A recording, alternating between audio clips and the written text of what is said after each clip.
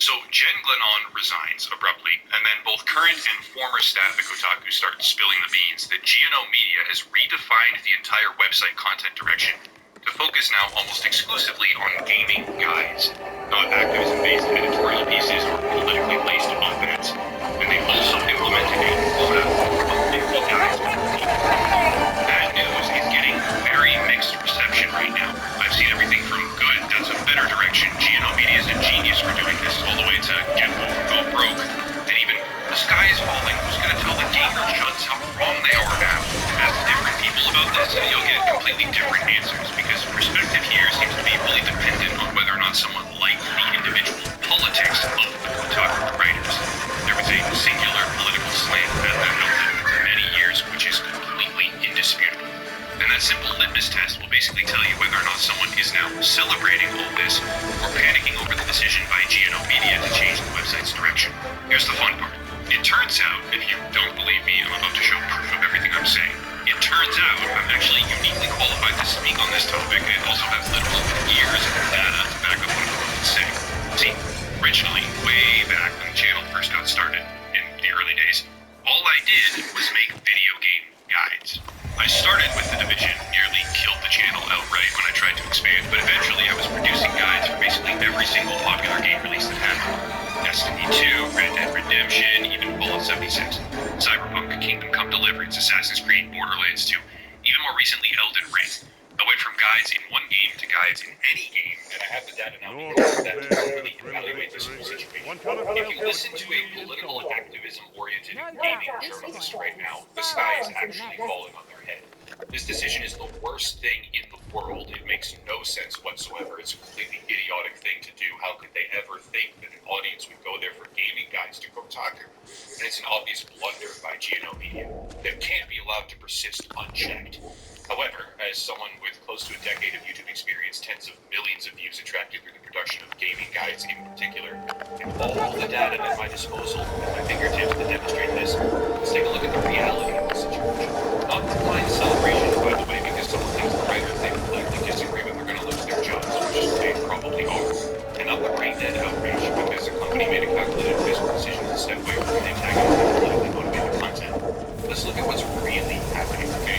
Like the actual down-to-earth reality, not one side or the other of the extreme. Here goes.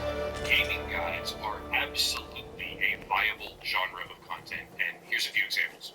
This is a 5-minute, 50-second video I did for Red Dead Redemption 2. It is incredibly simple and merely showcases the location of 5 pieces of writing, I think, from back then, explaining how if you go to all these spots, you can hunt an NPC that pretends to be a vampire. This took me less than 1 hour to make and has garnered well over 1 million views since originally published.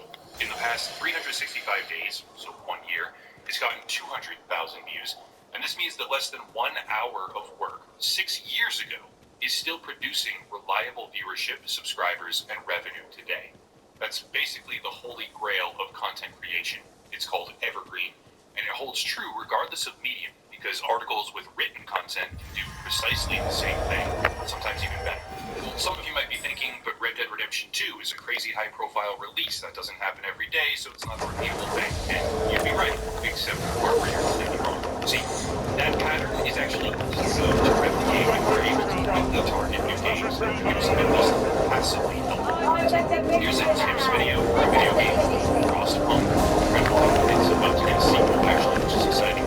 But it's nowhere near as popular as Red Dead Redemption 2. Still, a simple 5 tips and tricks video I produced also about 6 years ago has continued to garner viewership this entire time, like the original version for 50,000 people, is serving as an evergreen content with drip-fed income and subscriber.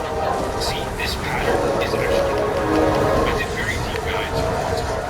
When I initially came out with what I did, things like this happened. But I get so much back to Rose and Gems, that this content is extremely simplistic.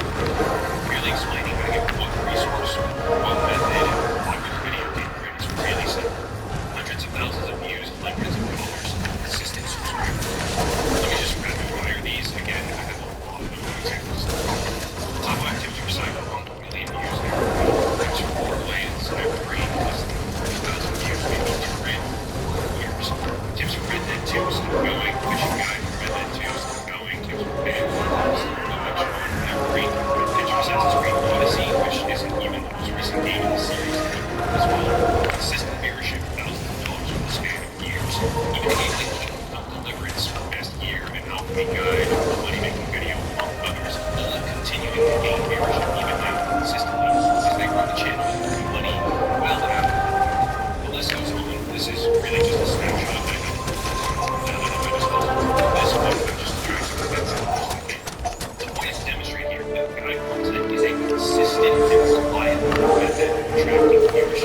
even more than half a decade after whatever game it is initially came out.